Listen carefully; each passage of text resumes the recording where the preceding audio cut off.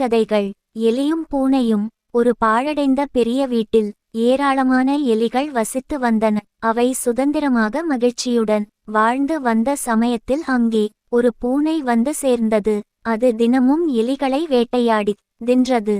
இதனால் எலிகள் மிகவும் பயந்து நடுங்கின. அந்த பூனையால் எலிகளின் சந்தோஷமும் அடுத்து நம்மில் யார் இரையாக போகிறோம் என்ற அச்சத்துடனும் வாழ்ந்து வந்தன. ஒரு நாள் எலிகள் யாவும் கூடி இந்த பூனையால் ஏற்படும் ஆபத்து பற்றி தீவிரமாக சிந்தித்தன. அப்போது ஒரு எலி மணியை கொண்டு வந்தது.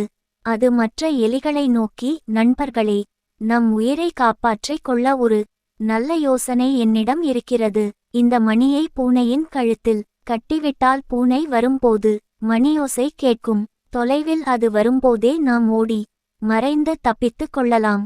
பூனையிடம் நாம் அகப்பட மாட்டோம். பூனை இரை கிடைக்காமல் ஏமாந்து இந்த இடத்தை விட்டு போய்விடும். நாம் பயமே இல்லாமல் மகிழ்ச்சியாக வாழலாம் என்று கூறியது. இதை கேட்ட மற்ற எலிகள் மிகவும் மகிழ்ச்சியுடன் சிறந்த யோசனை கூறியதாக அந்த எலியை பாராட்டின. இதையெல்லாம் கவனித்து கொண்டிருந்த அனுபவம் வாய்ந்த மூத்த எலி, நீ கூறிய யோசனையெல்லாம் சரிதான். பூனையின் கழுத்தில் மணி கட்டுவது யார் என்று கேட்டது. இதை கேட்டதும் எலிகளின் ஆரவாரமடங்கி அந்த இடம் அமைதியானது.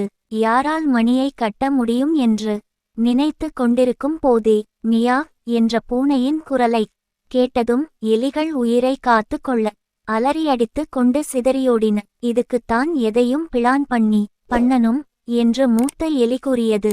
நம் ராஜ தந்திரங்கள் அனைத்தும் வீணாகிவிட்டனவே என்று ஓடியது. திட்டம் தீட்டிய எலி